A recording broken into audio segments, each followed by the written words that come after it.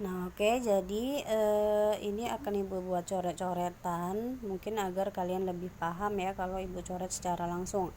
Nah, jadi di sini kita kembali ke materi bahwa asas-asas kewarganegaraan itu terdiri atas ius soli dan ius sanguinis. Nah, ius soli berdasarkan tempat lahir, sedangkan sanguinis berdasarkan keturunan.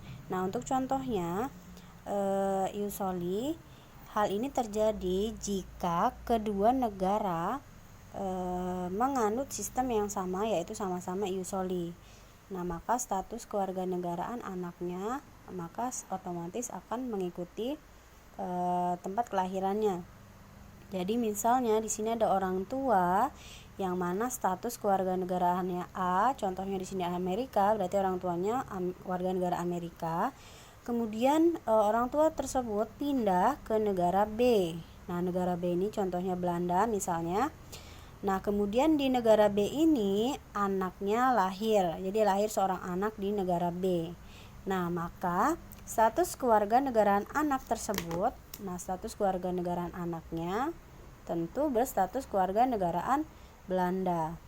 Nah, mengapa? Karena asasnya sama-sama menganut asas ius soli, yaitu berdasarkan tempat lahir.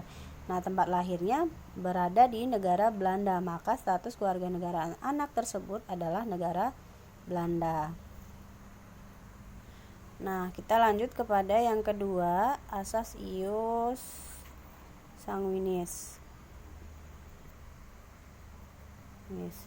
Nah, untuk asas sanguinis ini berdasarkan keturunan. Jadi misalnya orang tua, ini sebenarnya kebalikannya saja ya. Nah, orang tua yang berstatus kewarganegaraan negara, buat saja di sini misalnya Jepang ya, status negara Jepang, kemudian pindah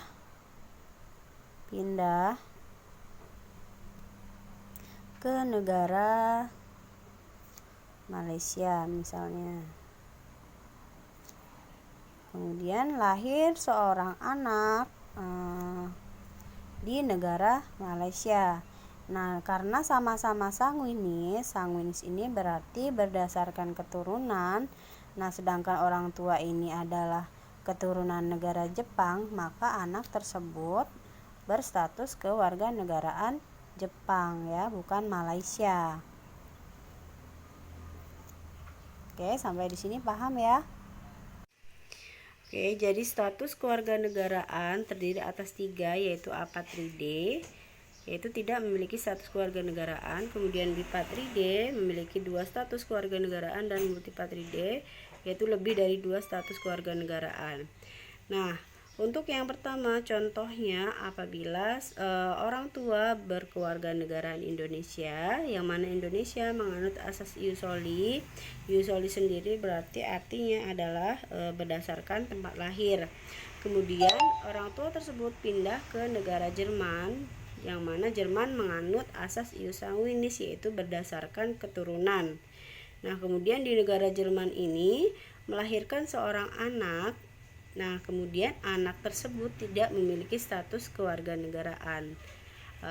Ini berarti artinya negara Indonesia dan juga negara Jerman sama-sama tidak mengakui bahwa anak tersebut adalah warga negaranya. Nah, hal ini terjadi dikarenakan tidak sepaham antara negara Indonesia dengan negara Jerman. Tidak sepaham berarti artinya asas yang digunakannya tidak sama, tidak sesuai ya. Nah, soli berarti katanya tadi adalah artinya berdasarkan dengan tempat lahir. Karena anak tersebut lahir di negara Jerman, tentu Indonesia tidak mengakui anak tersebut warga negaranya. Kemudian sebaliknya, negara Jerman menganutnya asas ius sanguinis, yaitu berdasarkan keturunan. Sedangkan anak tersebut adalah keturunan dari orang tuanya Indonesia. Tentu di negara Jerman tidak mengakui anak tersebut sebagai warga negara Jerman. Nah, jadi hal tersebutlah yang menyebabkan tidak adanya status kewarganegaraan yang dimiliki oleh anak tersebut. Nah, selanjutnya yaitu yang kedua bipatride. Nah, bipatride ini terjadi apabila orang tua yang berkewarganegaraan Indonesia, di mana Indonesia di sini menganut asas ius sanguinis. Nah, sanguinis berarti berdasarkan keturunan. Kemudian pindah ke negara Jerman yang menganut asas ius soli, yaitu berdasarkan tempat lahir. Nah, kemudian setelah pindah, lahirlah seorang anak di negara Jerman.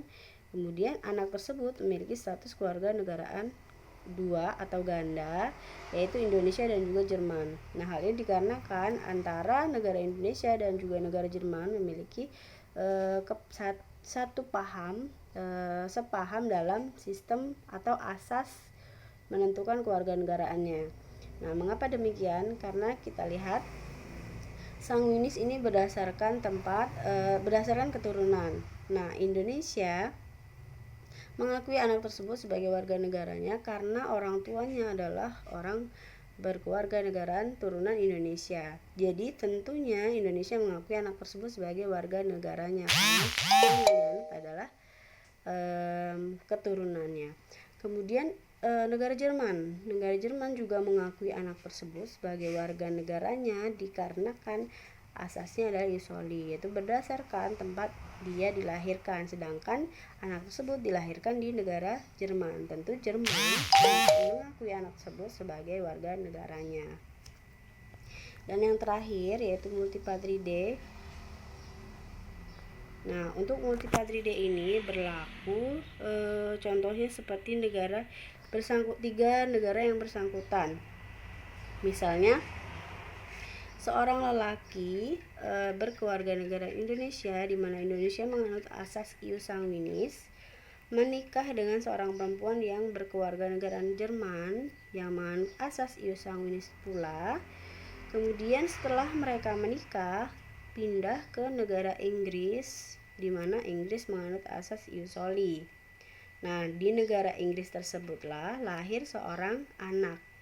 Maka status kewarganegaraan anak tersebut yaitu bisa lebih dari dua, Indonesia, Jerman, dan juga Inggris. Mengapa demikian? Kita lihat asasnya. Negara Indonesia menganut asas sanguinis, berarti berdasarkan keturunan. Nah, ayahnya adalah orang Indonesia. Jadi negara Indonesia mengakui anak tersebut sebagai warga negara Indonesia. Kemudian ibunya berasal dari negara Jerman. Nah, Jerman juga mengakui anak tersebut sebagai warga negaranya karena menganut asas sanguinis, yaitu berdasarkan keturunan si ibu. Jadi telah memiliki dua status kewarganegaraan ya, sama-sama diakui. Nah, kemudian di negara Inggris tempat ia lahir, Inggris menganut asas ius soli berdasarkan tempat lahir, maka Inggris mengakui juga anak tersebut sebagai warga negaranya. Ya.